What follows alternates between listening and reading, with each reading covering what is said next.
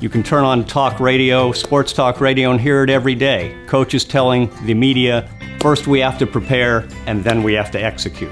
And that's what I believe in. I've known Mark Analik of Reliant Reinsurance Company since before he's the big shot he is today. He comes from a wonderful family. One of my dear friends is his father, Stu, and his mother, Debbie. I look at each client as an individual instead of viewing them just as numbers. I try and get to know them, their business, and what their goals are.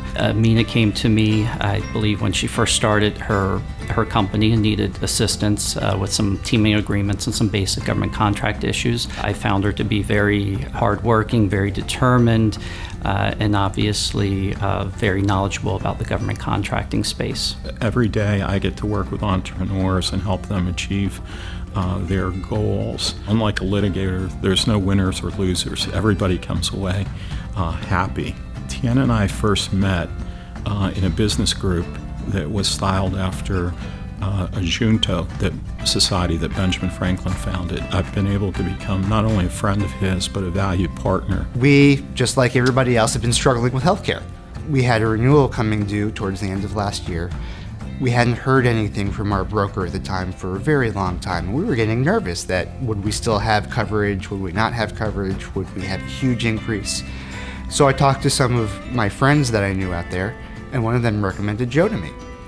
So called Joe, got him into the office, and had a great meeting with him. He really explained all the options with healthcare that were out there. Regarding how we bill, as lawyers, we tend to bill by the hour, and that creates a disincentive for clients to reach out to us because they don't want to pay for every phone call. So we've resolved that issue by having our clients have the opportunity to call us whenever they want to without having to worry about those fees because they pay a set monthly fee. Scott's amazing, and if there's ever a crowd of people and he's in the room, the crowd will move towards him because they feed off of his passion, his energy.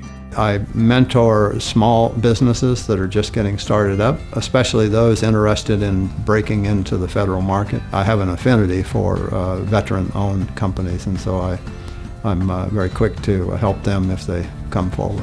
Zolan, Rom, Gautam, they've had their ups and downs. Now Zolan is really a thriving, successful business. It's very well respected by its government customers. We created an international database of information on gender equality reform efforts around the world. And I received an Outstanding Project Award from the ABA for that and a Human Rights Award from the UN Association of the National Capital Area. Jenny Young is the owner of the company, and the two sisters, Kathy Cox and Beth Young, also work with the company. They are very harmonious working with each other. Clients have business problems, not legal problems. So I see myself as part of their team, and I see my job as providing them with the best solution to the problem that I can. Becky is a very practical, business-oriented person who leads companies to develop diverse workplaces.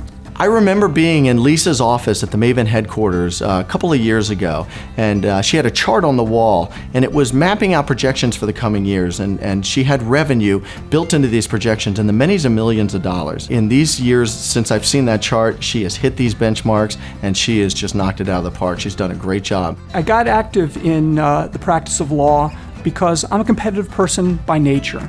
And to be a competitive person, to go into trial law is absolutely a fantasy. My client, Sandeep Bose, is the type of person who is very regal. He is very gentlemanly, very cordial, very soft-spoken. Most of my clients are in the federal government contracting space. By us giving them low-cost services and giving them quality services at that cost, they're able to pass that to their clients as well, which in turn really helps the business community. With Ahmad, because I knew him personally, I knew how successful he was in his career, I knew that he would be great and that he would succeed. I'd like to talk about Lost Rhino Brewing and Matt Hagerman, who started Lost Rhino Brewing.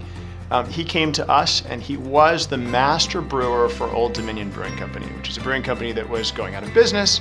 And he said, hey guys, I want to buy Old Dominion stuff. He didn't have a place to put it. He didn't have a warehouse, he didn't have a brewery. He literally had tons of brewing vats and machinery that he had no place to put. So he hired guys with 18-wheelers, and for about 6 weeks, or maybe it was 4 to 6 weeks, he had them drive around from parking lot to parking lot with the equipment until somebody made them leave, until he could get a lease on a warehouse. So I got into my profession because of my dad. He was actually a plant manager for a chemical plant, and he was sued a lot, and he wanted his son to become a lawyer.